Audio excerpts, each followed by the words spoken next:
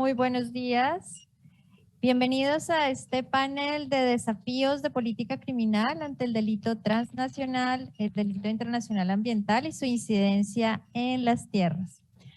Hoy nos acompaña en este panel nuestro colega Joel Salek, Javier Gutiérrez de la Superintendencia Notaria de Registro y la doctora Ángela Kembri.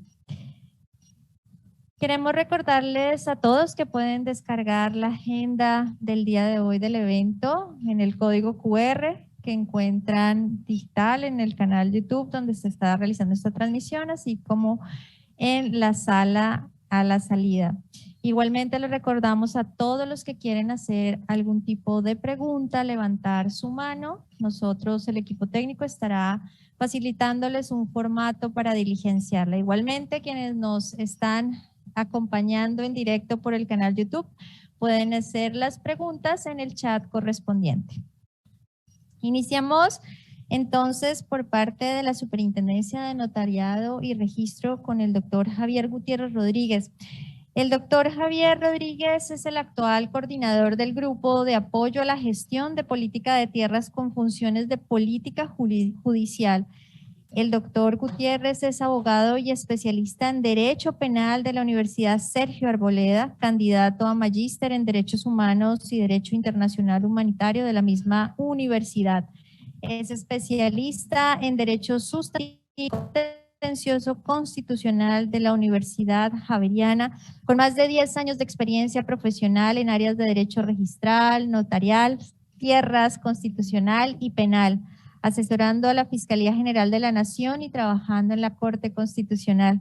A través de su experiencia ha generado el análisis jurídico de la situación de la propiedad o tenencia de los bienes inmuebles en manos de organizaciones criminales que practican el acaparamiento de tierras. Mediante su labor en materia registral ha analizado qué predios pueden ser sujetos de extinción de dominio o pueden gozar de vocación reparadora con el fin de dar cumplimiento a la ley. Doctor Javier, adelante con su ponencia Mercado ilegal de tierras y su incidencia en la política criminal estatal en la lucha contra la deforestación. Doctora Ana María, a todos los presentes, muy buenos días. Primero que todo, darle gracias a Dios por estar en esta sala como ponente en nombre y representación de la Superintendencia de Notariado de Registro. Quiero darle gracias al equipo que yo lidero y que ha sido el artífice de este mecanismo, este procedimiento que hemos implantado en la Superintendencia de Notariado de Registro. También pues quiero darle las gracias a la doctora Fernanda García, Superintendente de Notariado de Registro, quien tuvo la deferencia de darme la participación en este evento. Bueno, vamos a iniciar. Mi ponencia la titulé Mercado ilegal de tierras y su incidencia en la política criminal estatal en la lucha contra la deforestación, como lo decía la doctora Ana María. Y bueno, es algo que dentro de nuestro actuar y de nuestras funciones como Superintendencia de Notariado y Registro, hemos tenido siempre la intención de hacer las cosas por convicción, de hacer las cosas con esfuerzo, obviamente dentro de nuestra competencia misional. Es así como para la mayoría de personas es una incógnita las funciones que desempeña la Superintendencia de Notariado y Registro. Y es así como a través del artículo 51 de nuestros fundamentos constitucionales, el artículo 58, se protege el derecho a la propiedad. Derecho de propiedad que nosotros estamos en todo momento defendiendo y que estamos regulando a través de diversas manifestaciones elaboradas a través de resoluciones, a través de instrucciones. Y es así como en el artículo 51 hablamos de que todo el mundo en Colombia tiene una vivienda digna. Y es fundamental que aunque ese derecho en un principio es absoluto, tiene algunas limitaciones. Y es así como en el artículo 58 hablamos de que esa propiedad cumple o debe cumplir una función social y ecológica. Es importante tener otro concepto que es propio y que es importante para, digamos, esta lucha contra la deforestación, y es que la mayoría de personas y en otros ordenamientos jurídicos piensan que simplemente el título hace propietarios en Colombia. En algunos países anglosajones y de Europa, hablamos del título como principio y fin de adquirir la propiedad. Pero en Colombia tenemos una doble condición, que es el título y el modo. El título y el modo representan precisamente la plena propiedad. El título expresado a través de una escritura o de otro acto jurídico sujeto a registro que tiene como fin hacerse o elaborarse en las notarías, y el modo para que se dé esa doble condición en las oficinas de registro de instrumentos públicos a nivel nacional. Pero, ¿qué es el título? No me pregunto, y creo que es una pregunta que todo el mundo se hace. Entonces nosotros hablamos de escrituras, hablamos de documentos, como por ejemplo a través de la compraventa, la permuta, la donación, la sucesión, una sentencia judicial. Básicamente es el documento que acredita la adquisición de unos derechos de dominio sobre un bien inmueble. Recordemos que en Colombia, para el tema de deforestación, nosotros hemos hecho una vasta investigación y existen unas ventas informales y unas ventas formales. Las ventas informales se dan en las notarías y obviamente, pues como les decía a ustedes, no cumplen esa doble condición para que llegue a feliz término en las oficinas de registro de instrumentos públicos. Así que quien tiene una escritura y no la registra en una oficina de registro de instrumentos públicos, pues no cumple esa doble función y no es propietario en Colombia. El modo está definido, ¿qué es? Es la forma jurídica por la cual se obtiene la plena propiedad sobre un bien inmueble y consiste en la inscripción del título en la oficina de registro de instrumentos públicos para que en el folio de matrícula inmobiliaria aparezca representadas cada una de esas anotaciones que tienen como sustento su antecedente registral o en este caso lo que llamamos el título. ¿Qué es el registro inmobiliario en el país? Precisamente es un servicio público prestado por el Estado a través del órgano de carácter administrativo en cuya materialización se encuentran las oficinas de registro de instrumentos públicos a nivel nacional. Y aquí está el claro ejemplo de lo que yo les digo de las dos condiciones, y es, lo primero es que ustedes a mano derecha ven una escritura pública que tiene unas condiciones reflejadas e información vital en cuanto a nombres de personas naturales, personas jurídicas, identificaciones, y en el lado izquierdo se ve representada esa inscripción a través de un folio de matrícula inmobiliaria. Cada asiento que ustedes ven ahí se ve reflejado a través de un título o una escritura. Es por ello que es tan vital esa información que posee el folio de matrícula inmobiliaria. La ambición de la Superintendencia de Notariado y Registro en este caso es precisamente la seguridad jurídica de los bienes inmuebles y liderar las estrategias de restituir, formalizar y proteger las tierras en Colombia. Por eso nuestra función es tan vital, es tan importante, porque nosotros hacemos un análisis jurídico precisamente de la situación de la tierra, de la situación de la propiedad en Colombia. Es importante señalar que debido a ese cambio, digamos, relacionado con el tema ambiental, la Superintendencia de Notariado y Registro creó un grupo que se llama el Grupo Interno de Trabajo Apoyo a la Gestión de la Política de Tierras. Es así como cuando fue la creación del grupo, yo decía, pero bueno, nosotros cumplimos funciones de policía judicial, servimos de apoyo a la Fiscalía General de la Nación y coincidencialmente me asignan en el año 2020 una labor relacionada con el tema ambiental. Cómo tratar de que esos dos ejes temáticos que tenía mi grupo se interrelacionaran para poder desarrollar esta labor que venimos desarrollando. Nosotros, obviamente como superintendencia tenemos un fundamento legal. Ese fundamento legal está tipificado en el artículo 202 del Código de Procedimiento Penal, donde habla que las entidades públicas que ejerzan funciones de vigilancia y control cumplen funciones de policía judicial. Luego, pues teniendo en cuenta el convenio administrativo que teníamos con la Fiscalía General de la Nación y entrar al proyecto de abordajes de motores de la deforestación en el año 2018, pues dio como resultado las 7 líneas, digamos, de acción sobre el proyecto que nosotros hemos desarrollado. Importantísimo, la identificación registral, el estado de los bienes inmuebles, tanto jurídicos como también espacialmente y catastralmente. El trabajo conjunto y recopilación de información con notarios y registradores en esas 6 zonas pilotos del país.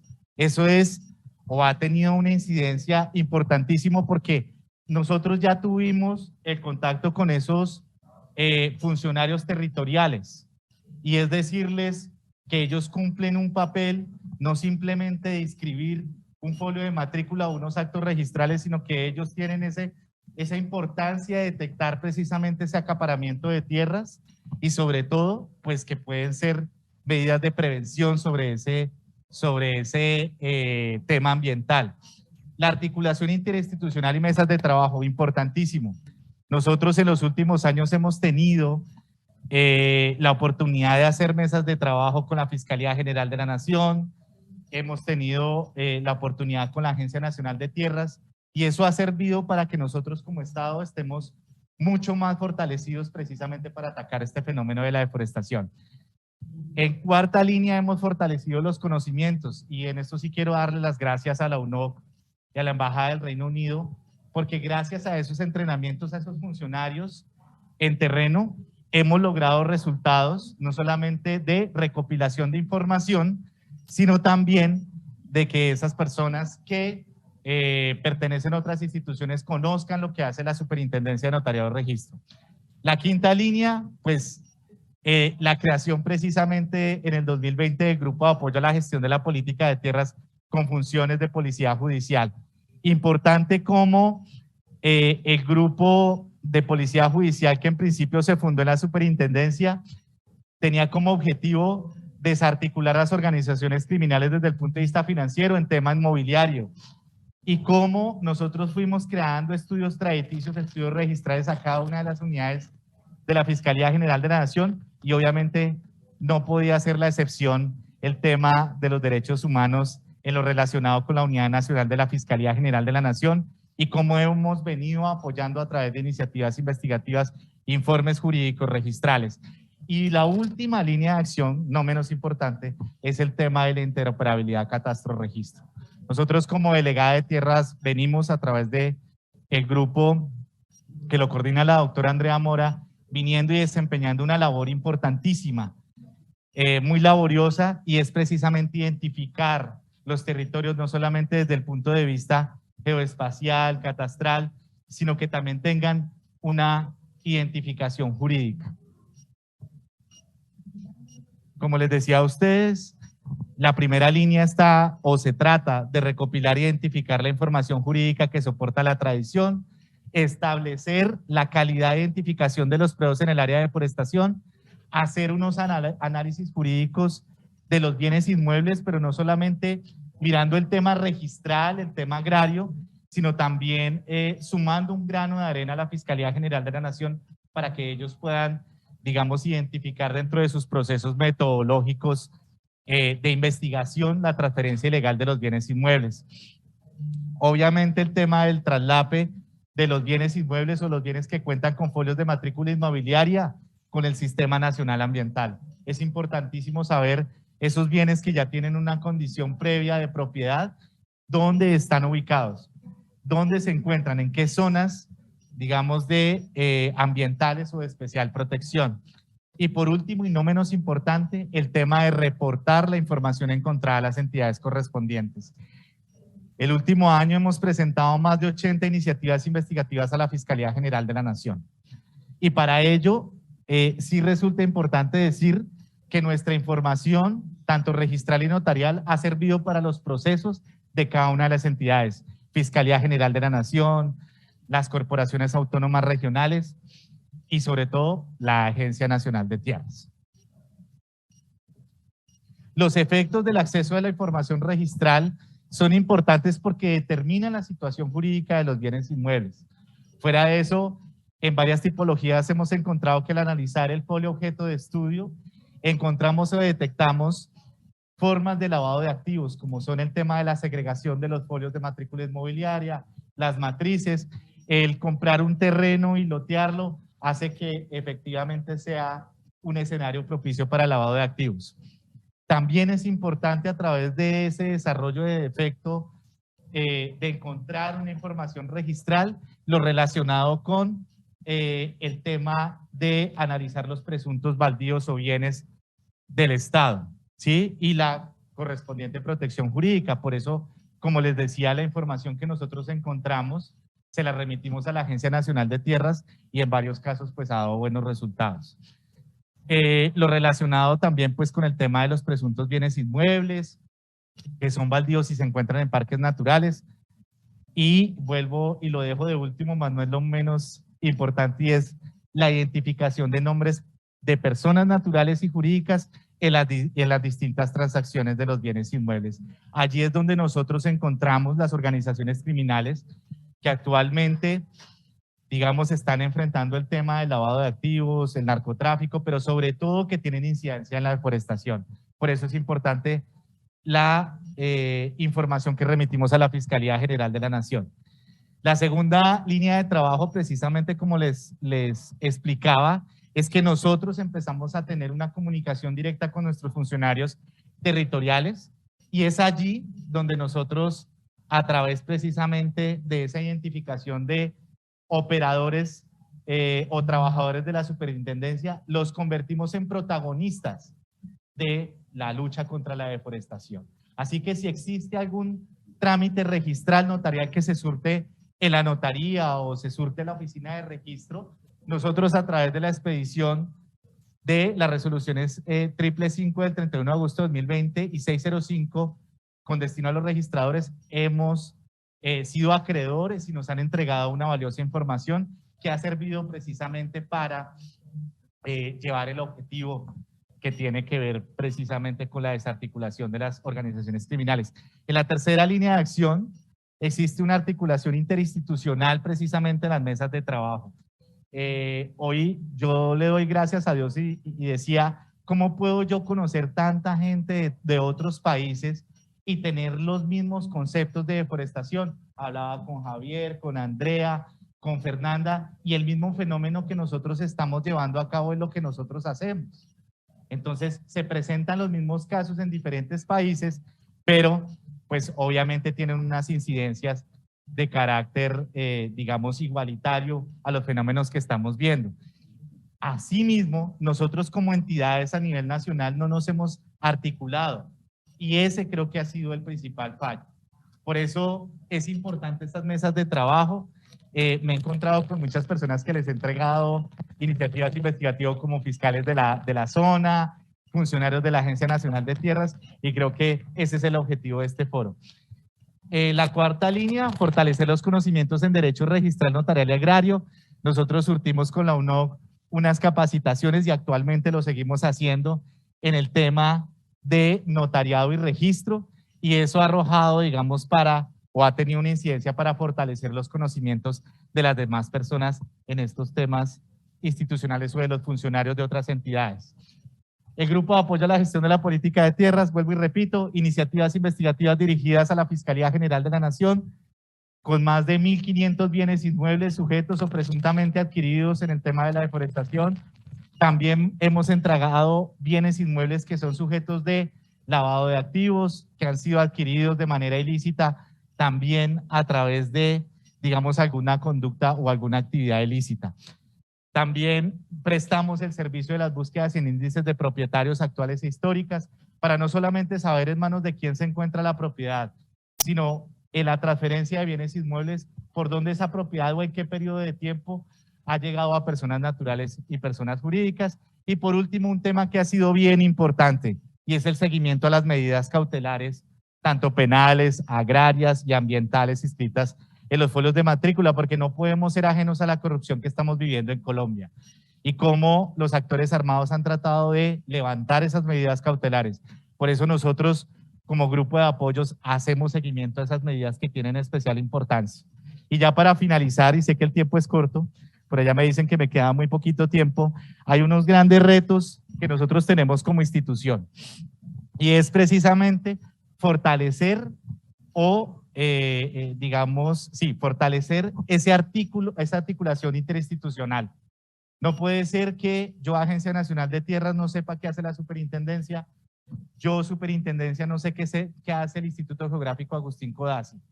Y precisamente, y es uno de los objetivos de este foro, es mirar cómo podemos ver desde varias ópticas el problema que tenemos de cómo afrontar la lucha contra la deforestación. A nivel interno, desarticulación, gran problema entre las instituciones en Colombia, y a nivel internacional que, como les decía a ustedes al principio, la mirada de varios países se vea reflejada, contada de ellos hacia nosotros, y que nosotros podamos contar precisamente esas dificultades que nosotros hemos tenido. También el reto apremiante es precisamente llegar, y lo hablábamos con Joel hace un momento, es desarticular las organizaciones desde el punto de vista financiero. Es fundamental entender que lo que hay que atacar es la cadena de valor.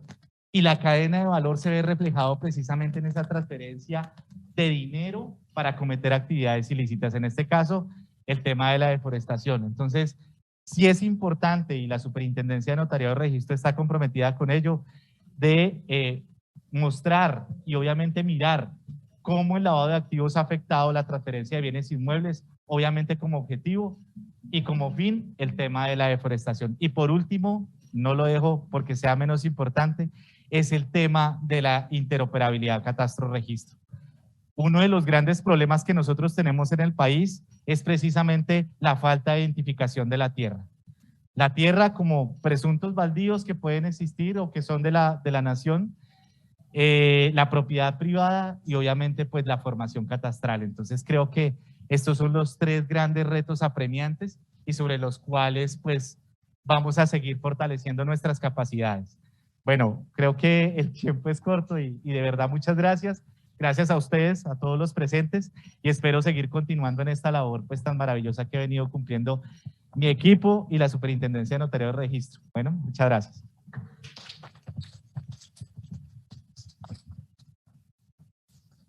Gracias, Javier. Continuamos con el consultor Joel Salek.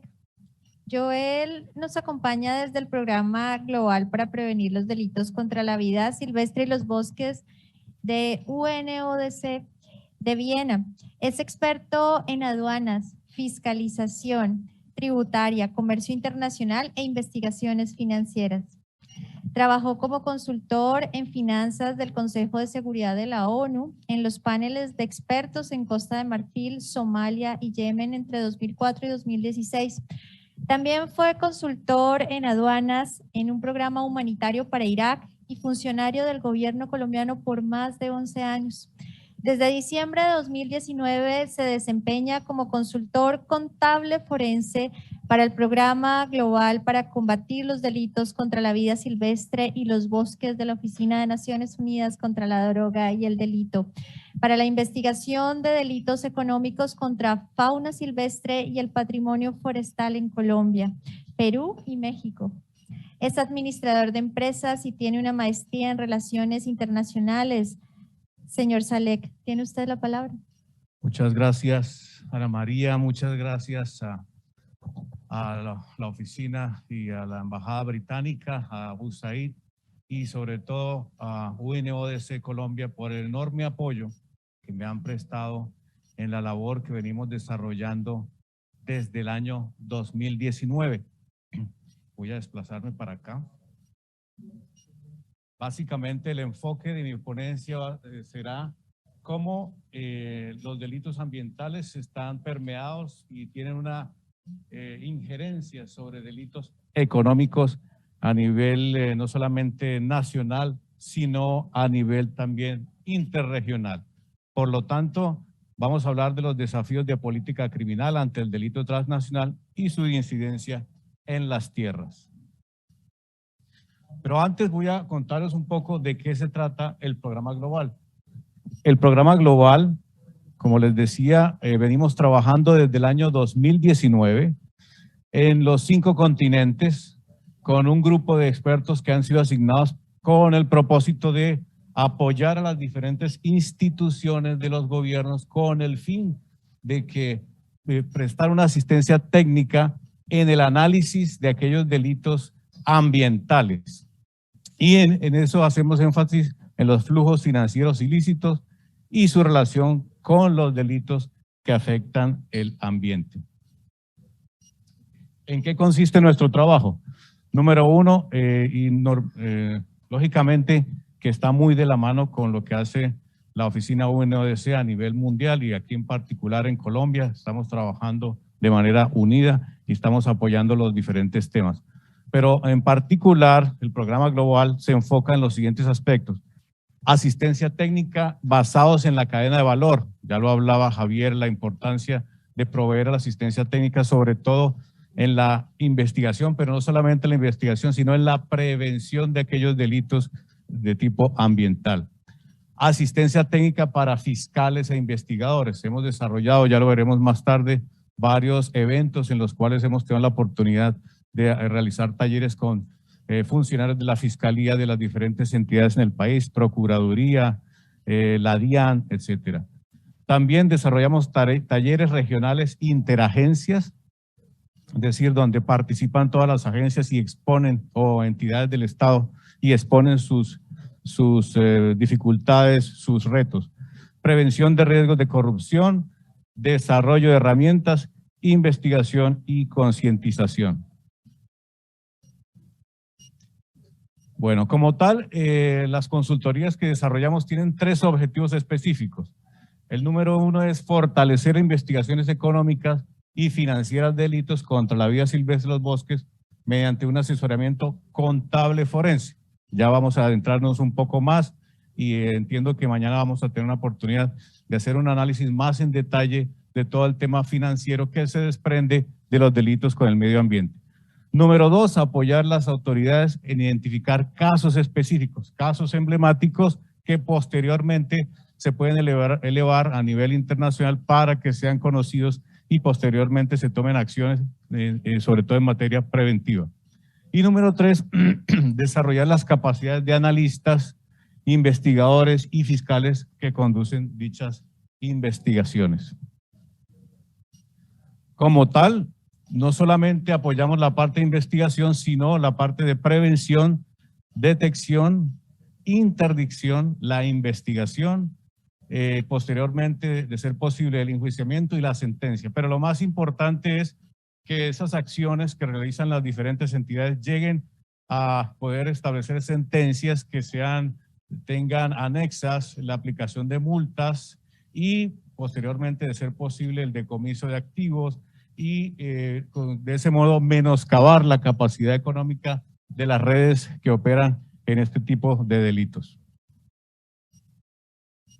Algunas de las herramientas que normalmente también UNODC cuenta, pero otras que hemos ido desarrollando, son marco de indicadores, prevención de corrupción, una guía del pescado descompuesto, guía de referencia rápida para investigaciones, que he traído una copia acá, guía de buenas prácticas para identificación de madera y la guía de técnicas contables forenses. Me voy a referir a ella porque en los 3 países hemos trabajado de manera conjunta con los pares de las instituciones del gobierno colombiano, por ejemplo, en México con la institución Semarnat, Profepa. En el Perú recientemente estuvimos trabajando con SUNAT, que es la entidad de impuestos y aduanas, trabajando con las fiscales medioambientales, la policía peruana, y a partir de ahí diseñamos herramientas que respondan a las necesidades específicas de cada uno de los actores que tienen que ver con las investigaciones de este tipo de delitos.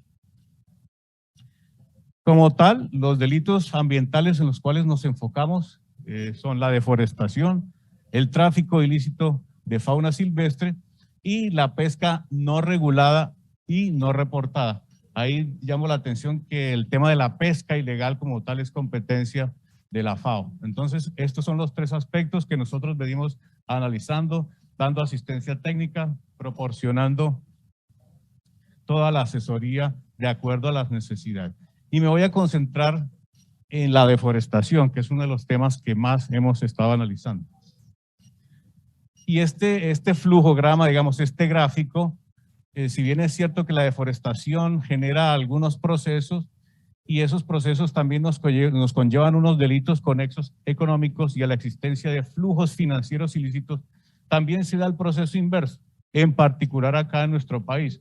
En otros países como México y Perú, las dinámicas son totalmente diferentes. En Perú, donde estuvimos la semana pasada, tenemos la oportunidad de conocer que durante el año 2020 más de 173 millones de dólares se pudieron establecer, el estimado por parte de la agencia del Estado encargada de las investigaciones financieras, la FUIF, y lo cual para ellos es un problema bastante grande. Hay unos casos emblemáticos que han sido trabajados por parte de las diferentes instituciones, entre ellos la policía y la fiscalía, que han tomado más de varios años a partir de maderas que han sido obtenidas de manera ilícita en sitios que son reservas indígenas y que luego son transportadas en grandes barcos cuyo destino final ha sido países no solamente en Centroamérica, sino en los Estados Unidos. En ese tipo de casos se logró una coordinación y solo después de casi 3 años se han logrado establecer sentencias efectivas para la judicialización de esas organizaciones que cometen ese tipo de ilícitos.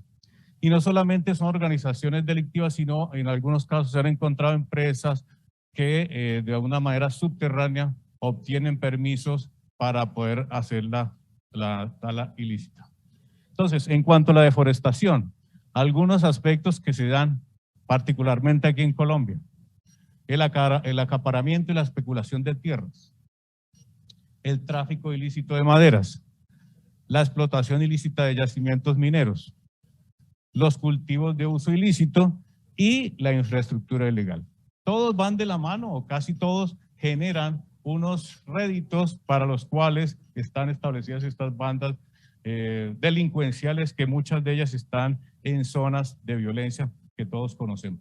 Pero a su vez, si ustedes ven la línea, se devuelve porque en muchos casos toda la deforestación acá en Colombia se genera también a partir de un delito principal, un delito generador, que es, por ejemplo, los cultivos ilícitos, la deforestación para hacer la minería, luego lo tenemos como consecuencia.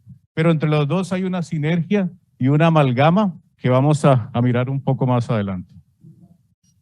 Entonces, nuestro enfoque es el análisis de aquellos delitos conexos económicos en los cuales se generan a partir de actividades ilícitas y que tienen un impacto sobre el medio ambiente.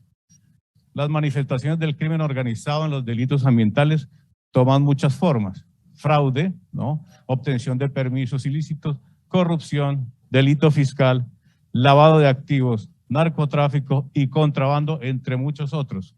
Estos delitos ocurren a lo largo de la cadena de valor y frecuentemente se da una combinación de ellos y a nivel transnacional. Por ejemplo, en la frontera entre Colombia, Perú y Brasil hay unas sinergias que entiendo ya la semana pasada, si mal no estoy, se han estado reuniendo los fiscales del norte del país para lograr establecer protocolos que les permitan prevenir la comisión de ese tipo de delitos. Bueno, esto es una demostración gráfica de los delitos que están normalmente asociados a los delitos ambientales. Desafíos, voy a dirigirme a los desafíos y luego me referiré a algunas de las acciones que hemos venido tomando y los apoyos técnicos que venimos prestando.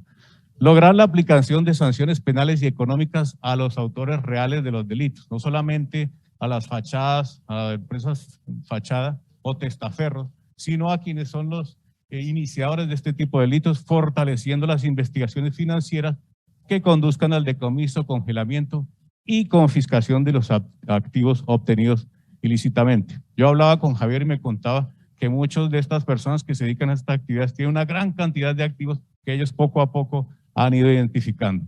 Número 2, fortalecer la coordinación y la articulación interinstitucional, pero también intrarregional. Por eso estamos apoyando este tipo de talleres, plataformas, llevando las inquietudes, llevando también, por ejemplo, me decían en Perú, necesitamos empezar a fortalecer ese trabajo. Naturalmente que inclusive hay otros países que están en la zona amazónica que esperamos que se integren dentro de poco en este proceso, Brasil y Ecuador.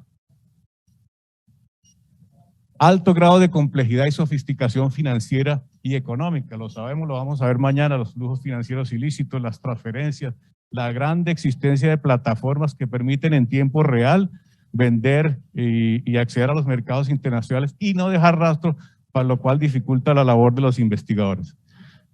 Los delitos ambientales naturalmente tienden a ser cometidos en áreas proclives a la violencia, un alto grado de informalidad en la cadena de producción, tomar acciones que conduzcan a luchar de manera eficaz contra la corrupción y sensibilizar a la población acerca del impacto ambiental causado por los delitos ambientales. En ese orden de ideas, una de las herramientas que aquí la traje, que hemos desarrollado, es la Guía de Técnicas Contables Forenses, un documento producido por UNODC y se desarrolló con base en las necesidades específicas que tenía el gobierno de Perú y las diferentes entidades. Está para consulta de todos, la pueden bajar de la internet.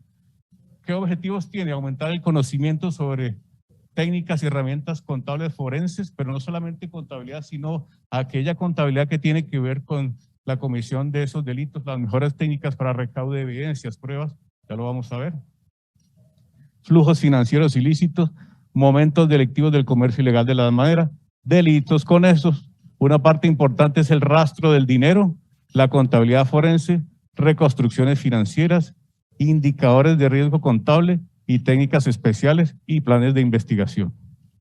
Y en ese sentido hay dos elementos fundamentales. Número uno, las reconstrucciones financieras, que es el análisis de toda el trazado de documentos que regulan todas las transacciones, sea a partir de operaciones lícitas o ilícitas. Y número dos, el seguimiento al movimiento del dinero. Indicadores de riesgo contables, acciones ante un delito contable, resultados obtenidos antes de finalizar, generales. Hemos tenido un total de 81 reuniones en los 3 países, 1.106 funcionarios capacitados naturalmente con los pares de con la UNODC, ellos nos han prestado todo el apoyo, 48 casos de delitos contra la vida silvestre y los bosques hemos apoyado, 48 en total, 13 de ellos en Colombia, y la elaboración de diferentes documentos. Resultados específicos en Colombia, bueno, como ustedes lo pueden ver ahí, hemos tenido al menos 4 talleres, la mayoría de ellos han sido virtuales por virtud de la pandemia, en donde hemos capacitado funcionarios de Procuraduría, Fiscalía, más que capacitados, ellos nos han permitido esbozar sus necesidades y hemos desarrollado sinergias para efectos de analizar los elementos más críticos en cuanto a las investigaciones financieras que están desarrollando. Entonces hemos tenido 289 agentes en julio, 25 fiscales, 200 funcionarios y luego 24 funcionarios de la policía. Casos emblemáticos que nos presentan algunas autoridades, el caso de la exportación o la extracción ilícita de la faga alemani, que para todos es conocido, es un problema bastante grande. Hemos logrado interacciones para que los casos no solamente se queden en la parte de investigación, sino también saber qué ocurrió en el país de destino. Por ejemplo, este otro caso en donde hubo un tráfico ilícito de madera de 1.700 árboles que se incautaron en el departamento del Meta y poder hacer el seguimiento no solamente a nivel nacional, sino a nivel internacional, con el fin de, como les dije al principio, tratar de empezar a menoscabar la capacidad de acción y delictiva de estas redes criminales. Muchas gracias por su atención, espero que haya sido de utilidad esta intervención y estamos dispuestos para resolver cualquiera de sus preguntas. Muchas gracias.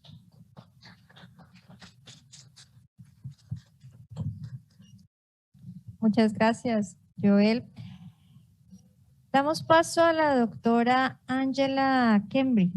Es cónsul honoraria de la República de Malta en Colombia, abogada egresada de la Universidad del Rosario, magíster en Derecho Internacional de la Universidad de París I, Panteón Sorbonne, doctoranda en el doctorado en Ciencias Jurídicas de la Pontificia Universidad Javeriana.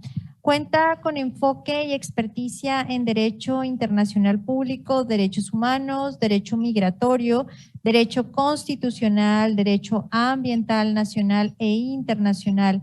Experiencia en el sector público y privado en organizaciones internacionales en consultoría internacional y en el sector académico. Asimismo, se desempeña como delegada ejecutiva de la Asociación de Juristas Franco-Colombianos, miembro de la Academia Colombiana de Derecho Internacional, miembro del Teaching Forum on Business and Human Rights y miembro del Instituto Euro-Latinoamericano de Estudios para la Integración. Damos la palabra a la doctora Ángela. Bienvenida. Bueno, muy buenos días a todos. Muchísimas gracias por la invitación. Es un honor y un gusto estar en el evento de UNOEDC para la protección del medio ambiente. El día de hoy yo les voy a hablar sobre el ecocidio como delito internacional. Voy a empezar a compartirles la pantalla y ya, bueno, podemos comenzar con la presentación.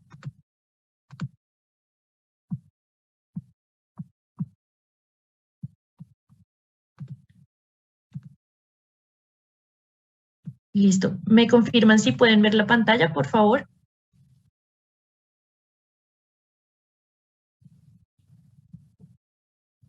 La vemos. Listo. Bueno, muchísimas gracias. Entonces, como les comentaba el día de hoy, les voy a exponer el tema del ecocidio, nuevo crimen internacional, teniendo en cuenta la propuesta que existe actualmente sobre incluirlo como quinto crimen en el Estatuto de Roma de la Corte Penal Internacional. En primer lugar, es muy importante tener en cuenta por qué es importante la protección del medio ambiente y por qué se ha protegido a nivel internacional. Se ha establecido que el medio ambiente es patrimonio común de la humanidad, que es fundamental para la existencia de la raza humana, para nuestra supervivencia a futuro. Se ha resaltado también la importancia de los derechos de la naturaleza y de los derechos de las futuras generaciones. Es decir, el medio ambiente no es solo importante para nosotros en la era actual, sino también para nuestros hijos y para todas las generaciones futuras que vayan a venir, porque precisamente va a garantizar la supervivencia del ser humano a largo plazo. Teniendo en cuenta este contexto, es muy importante que seamos conscientes de la emergencia climática que estamos viviendo actualmente. El panel intergubernamental sobre el cambio climático, que es el órgano especializado internacional sobre el cambio climático, proporciona conocimiento técnico y todas las bases científicas para calificar este fenómeno. Y en el informe reciente publicado en agosto del presente año por el Grupo de Trabajo número 1, reconoció que el cambio climático es generalizado, rápido y se está intensificando. Y que no hay ninguna duda, ya se ha venido demostrando, que el cambio climático es ocasionado por las actividades del hombre. Teniendo en cuenta lo anterior, es importante que entendamos entonces por qué el cambio climático es importante afrontarlo y qué efectos puede tener en nuestro planeta y en la vida del ser humano. El cambio climático se entiende como el aumento de la temperatura media global. Es provocado por el aumento de las emisiones de gases de efecto invernadero, que son precisamente producidas por las actividades del ser humano, y tiene como consecuencia el aumento de la frecuencia e intensidad de los fenómenos climáticos. ¿Qué actividades generan el cambio climático? Principalmente el uso de combustibles fósiles, la deforestación, y qué efectos negativos puede generar y está generando actualmente. Fenómenos como la pérdida de biodiversidad, el aumento del nivel del mar, el deshielo de los polos, la desertificación. Y si analizamos también qué impacto puede tener sobre la vida del ser humano, se ha probado y se ha dicho con preocupación que puede ocasionar también problemas de seguridad alimentaria, afectación al goce de derechos humanos, por ejemplo, acceso al agua, afectación a comunidades más vulnerables, aumento de la pobreza y migración climática, es decir, migración forzosa de poblaciones que son víctimas de desastres naturales.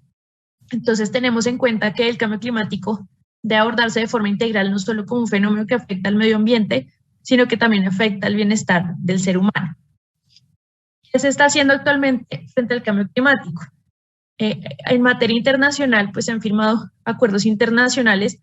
En la materia empezamos con la Convención Marco del Cambio Climático en la Cumbre de Río del 92 y actualmente el instrumento internacional vigente es el Acuerdo de París, que precisamente prevé medidas de mitigación y adaptación frente al cambio climático. En Colombia, ¿qué se hace frente a la protección del medio ambiente y en consecuencia también para la protección del cambio climático?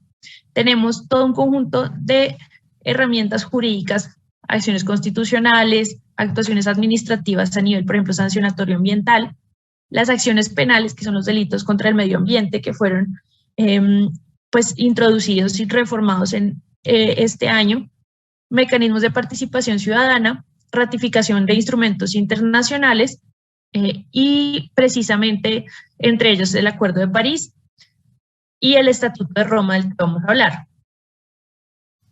Es importante entonces tener en cuenta este contexto para entender que a nivel internacional no existe un tribunal internacional ambiental, no existe un crimen internacional ambiental y precisamente esta es la propuesta de introducir el ecocidio como crimen internacional. ¿Cuáles son los crímenes internacionales que actualmente se encuentran tipificados en el Estatuto de Roma de la Corte Penal Internacional? Tenemos 4 crímenes que son el genocidio, los crímenes de lesa humanidad, los crímenes de guerra y el crimen de agresión. Estos crímenes se consideran internacionales porque tienen como fin perseguir la paz y la seguridad internacional, proteger el bienestar de la humanidad, los derechos humanos y la lucha contra la impunidad, es decir, garantizar el acceso a la justicia. Y es importante tener en cuenta la subjetividad pasiva de estos crímenes, es decir, ¿a quiénes se juzga por estos crímenes? A los individuos. Esto es muy importante porque a nivel internacional la regla general es que los tribunales juzgan a los estados. Sin embargo, acá podemos ver cómo la Corte Penal Internacional se va a encargar de juzgar a los individuos. Y en este contexto es precisamente que se ha propuesto la tipificación del ecocidio como crimen internacional. La Corte Penal Internacional se creó como una jurisdicción permanente del sistema de las Naciones Unidas a través del Estatuto de Roma, teniendo como antecedente los tribunales ad hoc de guerra que se instauraron después de la Segunda Guerra Mundial, pero convirtiéndose así en un tribunal permanente, independiente, vinculado al sistema de las Naciones Unidas, que precisamente reconocía la trascendencia de estos crímenes para la comunidad internacional, la necesidad de sancionarlos, y por ende, pues se creó la Corte Penal Internacional mediante el Estatuto de Roma, que fue firmado el 17 de julio de 1998.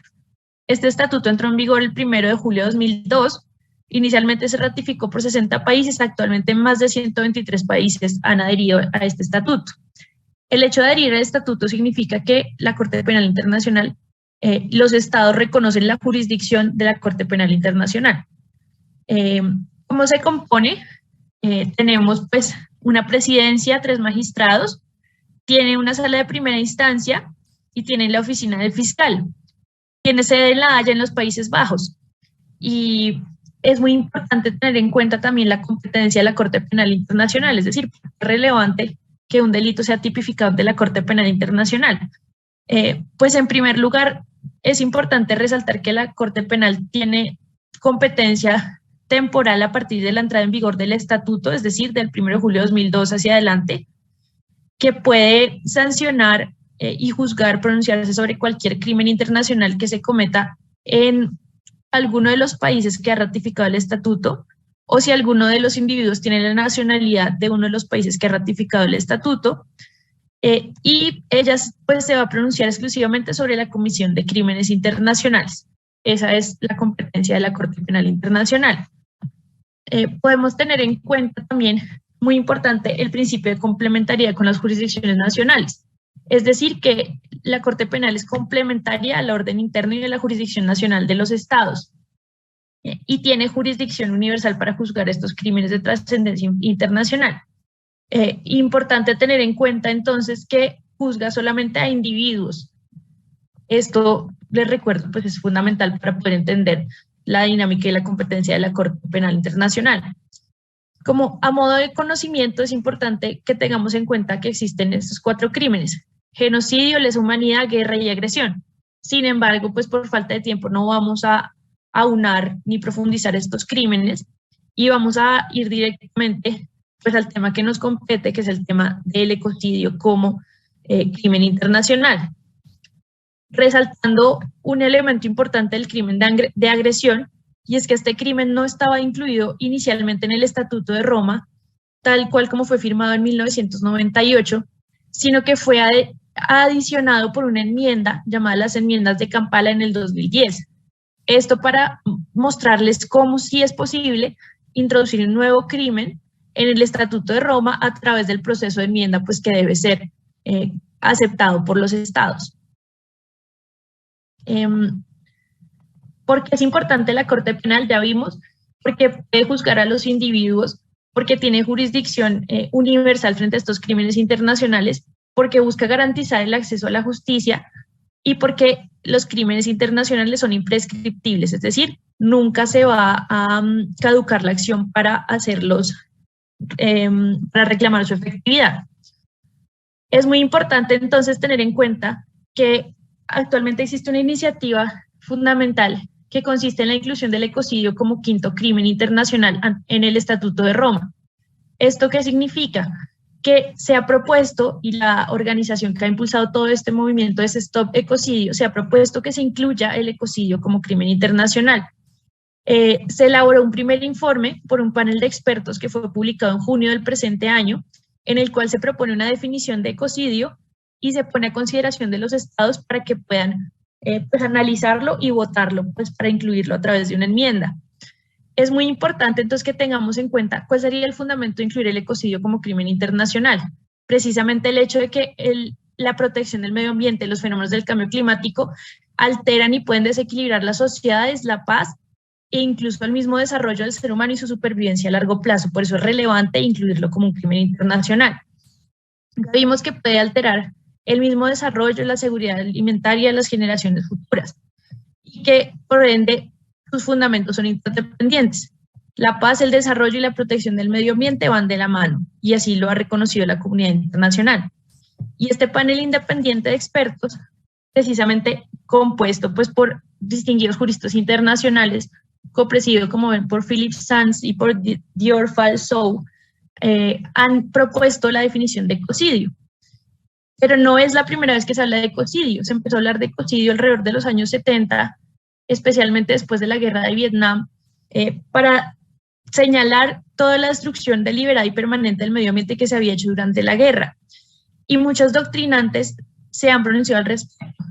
Sin embargo, si ustedes ven, el crimen ya se ha tipificado en algunas jurisdicciones nacionales, por ejemplo en Vietnam desde 1990, y en otros países como Rusia, Georgia, Bielorrusia y todos los que pueden ver, se tipificó ya desde los años 90 en el orden interno. Entonces, ¿cuál sería la relevancia de tipificarlo en el orden internacional? ¿Y cómo se define el ecocidio? Se define como cualquier acto ilícito o arbitrario perpetrado a sabiendas de que existe una probabilidad sustancial de que cause daños graves que sean extensos o duraderos al medio ambiente. Y como ven acá pueden visualizar la propuesta de texto que fue fruto de este informe y que se propuso para que los estados la analicen y la voten para poder incluirlo a través de una enmienda. Es muy importante entonces resaltar ese carácter de ilicitud o arbitrariedad a sabiendas, es decir, la persona es consciente del daño que está produciendo y tiene que ser un daño grave, es decir, con una magnitud relevante que sea extenso en el tiempo y esto va a ser lo que va a calificar precisamente que se trate de un ecocidio como crimen internacional.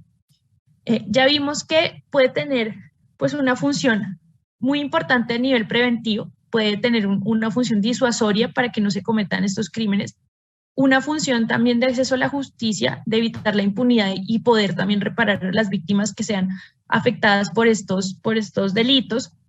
Y como ven, pues es fundamental y se reconoció su trascendencia pues ante la comunidad internacional y para la seguridad internacional. ¿Cuáles son los desafíos? En primer lugar, la responsabilidad de las empresas. El Estatuto de Roma no ha reconocido formalmente la responsabilidad empresarial y en el derecho internacional pues hay toda una discusión sobre el reconocer la intersubjetividad de las empresas para poder endilgarles responsabilidad. Sin embargo, muchas veces estos delitos son cometidos por empresas. También hay casos, por ejemplo, que ya están vigentes, que se han juzgado, por ejemplo, crímenes de guerra o crímenes de lesa humanidad, que tienen un impacto también en el medio ambiente, por ejemplo, a través de la apropiación ilegal de tierras. Entonces, algunos cuestionan la necesidad de tipificar el delito de forma autónoma. El reto principal es lograr el consenso entre los estados para adoptar esta enmienda. Y bueno, en el caso de Colombia, es muy importante tener en cuenta primero que Colombia ratificó el Estatuto de Roma es decir, acepta la jurisdicción de la Corte Penal Internacional. Segundo, Colombia reformó su Código Penal incluyendo el ecocidio como crimen en el Código Penal a nivel nacional a través de la Ley 2111 del 29 de julio de 2021, en la cual pues introdujo el título 11 de delitos contra recursos naturales y medio ambiente. Bueno, es muy importante entonces que analicemos también cómo lo tipificó Colombia. Lo tipificó en su artículo 333 como daño en los recursos naturales y ecocidio. Como ven, pues hay muchos elementos comunes: causar un impacto ambiental grave, un daño masivo y destrucción generalizada grave y sistémica de los ecosistemas. Y este impacto pues tiene que ser precisamente de una magnitud considerable. Es muy importante tener en cuenta en este tema del ecocidio. Primero, tener también en consideración que es distinto que sea tipificado como delito internacional. Eso todavía no ha sucedido. Estamos en un momento de propuesta de reforma, propuesta de enmienda, en una discusión de la comunidad internacional, pero todavía no existe el ecocidio como delito internacional. Sin embargo, ¿cuál ha sido uno de los efectos positivos que ha tenido esta discusión a nivel internacional? Que se ha empezado a propagar en muchos otros países la adopción precisamente del ecocidio en su orden interno a través de la tipificación en sus códigos penales nacionales. Y este es el caso de Colombia, que, como les digo, lo tipificó pues en junio del presente año. Otros países están discutiendo el tema y cómo va la discusión. Como ven en la diapositiva, podemos ver que en España se ha propuesto la inclusión del ecocidio como crimen internacional. Francia ya lo tipificó, en Chile también ya lo tipificaron y en muchos países está en discusión. Entonces, inicialmente vimos que en los años 90 en Vietnam se tipificó, en Rusia, en los países del este, pero que actualmente hay una tendencia a la universalización de la tipificación del delito de ecocidio en todos los países. ¿Qué podemos concluir entonces al respecto? En primer lugar, nos encontramos en un momento histórico, en un momento en el que las acciones que tomemos como comunidad internacional, cada país y todos los actores involucrados van a tener un impacto importante en el bienestar del ser humano, de las generaciones futuras y en la protección de nuestro planeta a largo plazo. Es precisamente fundamental tener en cuenta que sí es viable modificar el Estatuto de Roma. Legalmente es posible, entonces es fundamental tener esto en cuenta. Es fundamental también la urgencia que se ha declarado frente a este tema, la relevancia que podría tener el ecocidio, ya vimos, como disuasión, prevención, reparación a las víctimas, protección del medio ambiente a nivel internacional y reconocimiento también de un delito ya internacional que trasciende precisamente esas fronteras y que puede ser sancionado por la Corte Penal Internacional. Y por eso, pues, el día de hoy quería comentarles sobre este tema del ecocidio internacional, que sin duda es un tema álgido, es un tema que amerita una reflexión, una discusión, y en el caso de Colombia, pues en mi opinión, el país ha estado pues un paso adelante, ya que logró incluir este delito en su orden interno, y esto podría tener pues un impacto muy importante en la sanción de los crímenes que afectan la protección del medio ambiente en nuestro país. Muchísimas gracias. Muchas gracias, doctora Ángela. Tenemos muchas preguntas. La primera. Bueno, Javier, en la exposición de apertura del día de ayer se hablaba o se señalaba que el acaparamiento de tierras era uno de los negocios más rentables y que más prosperaba en esta zona, también por la impunidad que hay en su desarrollo. ¿Qué podría hacerse desde la superintendencia para reducir este fenómeno y por ende la deforestación? Y a través de este trabajo de la superintendencia se ha logrado identificar a grandes deforestadores y acaparadores de tierra aquí en el departamento del Guaviare. Muchas gracias por la pregunta. Y bueno, nosotros hemos venido desarrollando un trabajo arduo con el equipo de la Superintendencia de Notario de Registro. Creo que la pregunta se resuelve a través de las 3 líneas de acción y son seguir capacitando a los funcionarios públicos de otras entidades y hacerle seguimiento a los notarios y registradores en esta zona del país. Eso es importante. Segundo, el trabajo interinstitucional, precisamente en temas puntuales, tanto en la Fiscalía, con la Fiscalía General de la Nación, como con la Agencia Nacional de Tierras. Pero yo vuelvo a repetir lo mismo porque una de las tipologías que hemos encontrado es que producto de la deforestación existen personas que han invertido en su patrimonio en otras zonas del país. Entonces, sí creería que resulta importante mirar no solamente el acaparamiento en el lugar donde se ha venido deforestando, sino también el incremento patrimonial de personas que se les ha acreditado o presuntamente son acaparadores o deforestadores en esta zona. Entonces, sí creo que el objetivo principal es seguir realizando ese estudio, no solamente desde el punto de vista registral, esa capacitación, ese fortalecimiento de las instituciones, sino también atacar la cadena de valor en lo referido con el tema de la transferencia de bienes inmuebles. No solamente es aquí en la zona, sino que nosotros a través de nuestros informes hemos detectado que esos bienes inmuebles o ese acaparamiento de tierras o de incremento patrimonial se ha visto reflejado en otras zonas del país. A la última pregunta que tú decías, que si hemos identificado, sí, no solamente personas naturales, sino también personas jurídicas. Algunas sociedades que incluso no tienen el objeto en esta zona del país, su objeto social, sino lo tienen en otras zonas del país. Muchas gracias, Javier. Joel, ¿cuáles han sido los retos para integrar a Ecuador y Brasil?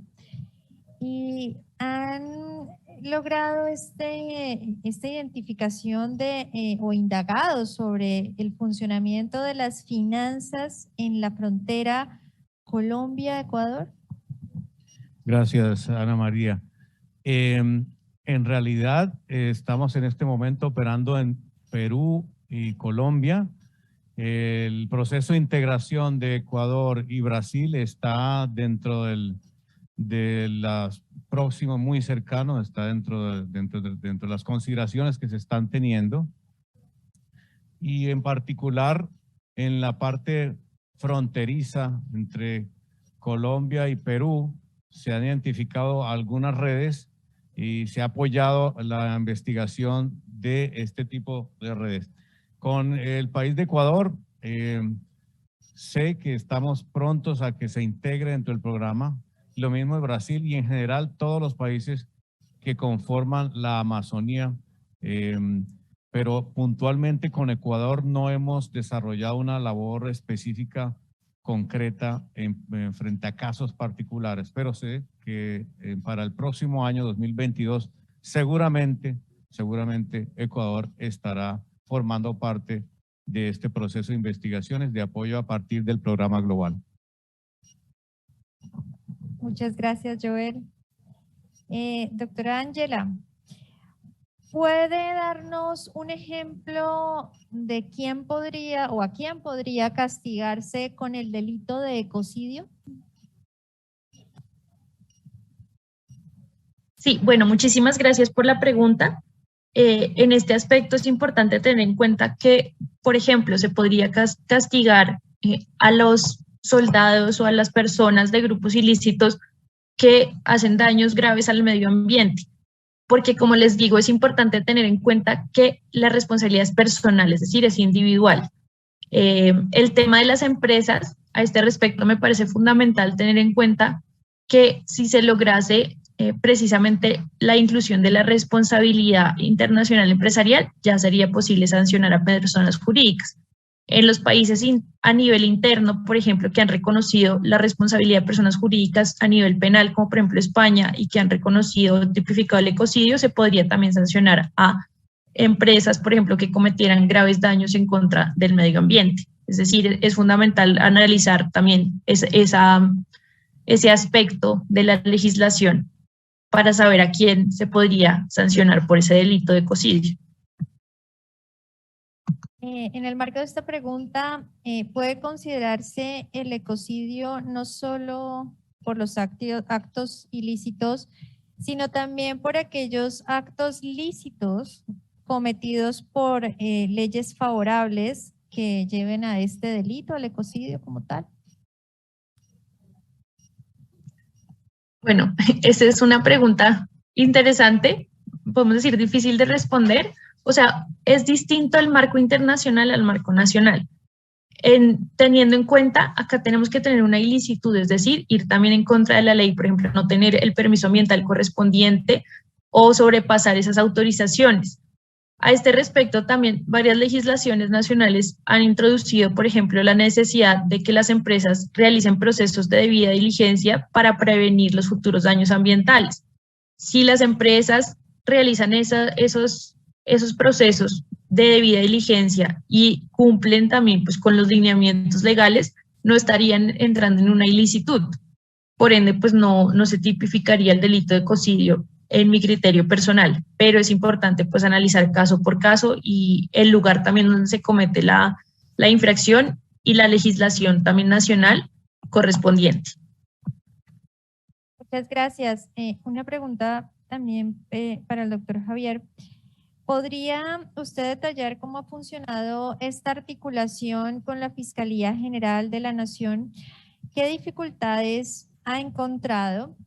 ¿Y en qué procesos exitosos usted considera ha existido esta buena colaboración? Igualmente, ¿qué delitos ha trabajado con la Fiscalía, especialmente en el abordaje de la deforestación en macrocasos? Gracias, doctora Ana María. Bueno, nosotros hemos tenido una participación activa a través del convenio 017 con la Fiscalía General de la Nación, donde ha arrojado unos resultados excelentes, no solamente en el tema de delitos de lavado de activos, como lo decía en mi intervención, sino también relacionado con la acción de extinción de dominio, ley 1708-2015. Eso ha arrojado unos resultados importantísimos. En el tema de la deforestación, nosotros hemos entregado más o menos 7 u 8 iniciativas investigativas que han tenido, digamos, un marco relacionado con unos presuntos deforestadores, pero pues no es obvio, no es una arista decirlo, que existe una dificultad en la rama judicial, que esos casos no han tenido un feliz término, pero creo que es la traza de dejar un legado y como lo decía dentro de mi intervención, espero que alguno de las personas de mi equipo, así como José ha sido mi profesor en temas ambientales, que esa traza de ese camino que nosotros hemos hecho para que más adelante, cuando ya arroje el resultado la rama judicial o se arrojen resultados puntuales, pues podamos tener éxito. Las principales dificultades creo que es, digamos, el relacionamiento o el vínculo que existe en la tipicidad de la conducta relacionada con los delitos ambientales. Pero creo que existen, como les decía a ustedes, varias salidas, como es el tema de la extinción del dominio, como es el tema de atacar la cadena de valor y el incremento patrimonial injustificado de aquellos que se tienen como dados presuntos deforestadores. Sí pienso que la tarea es precisamente enfocada por parte del Estado a desarticular a las organizaciones criminales desde el punto de vista financiero. En la competencia de nosotros, pues el tema relacionado con el tema inmobiliario. Y pienso que, vuelvo a repetir, la interinstitucionalidad, la cooperación internacional se ha visto reflejado precisamente en esos pequeños triunfos que estoy seguro que serán los éxitos del mañana en lo relacionado precisamente en la lucha contra la deforestación. Javier, ¿qué acciones de control podría tomar la superintendencia cuando en el mercado informal de tierras no se pretende la formalización de baldíos o la formalización de la propiedad?